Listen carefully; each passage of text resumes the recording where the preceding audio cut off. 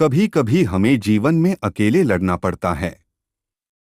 यह कहानी एक ऐसे लड़के की है जो एक छोटे से गांव में रहता था, जो जिंदगी में आगे बढ़ने के लिए अपने अकेलेपन को एक सुनहरे अवसर में बदल देता है। वह बहुत बड़े सपने देखता था और अपने लक्ष्यों की प्राप्ति करने के लिए निरंतर प्रयास करता था, परंतु उसके पास न ही उसका कोई दोस्त था और न ही कोई सही रास्ता दिखाने वाला। उसके परिवार में भी उसके सपनों को समझने वाला कोई नहीं था।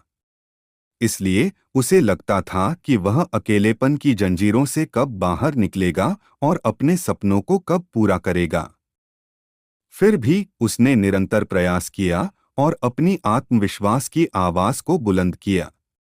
उसकी इच्छा शक्ति और संघर्ष ने उसे सही दिशा में आगे बढ़ने की शक्ति दी। एक दिन उसे अपने गांव के बाहर एक पुस्तकालय का पता चलता है। वह आश्चर्यचकित हुआ, क्योंकि उसे पहले कभी ऐसी जगह नजर नहीं आई थी।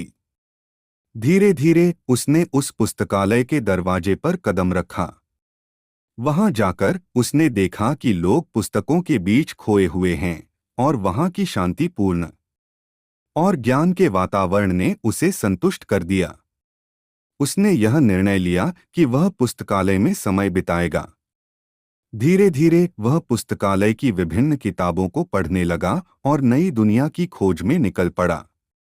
दिन बीतते गए और उसका ज्ञान दिन प्रतिदिन बढ़ता गया और वह अच्छे लेखकों और दर्शकों के साथ रिश्ते बनाने लगा। इसी के साथ उसने लिखने का भी मन बना लिया।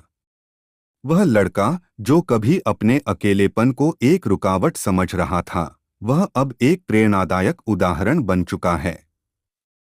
लोग उसे इज्जत देने लगे और वह लड़का अपने लक्ष्यों की ओर अग्रसर होने में सफल हुआ।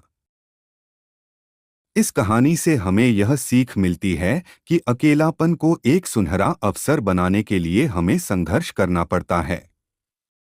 हमारी संयमितता, समर्पण और मेहनत हमें अपने लक्ष्यों की प्राप्ति की प्रति आगे बढ़ा सकती हैं।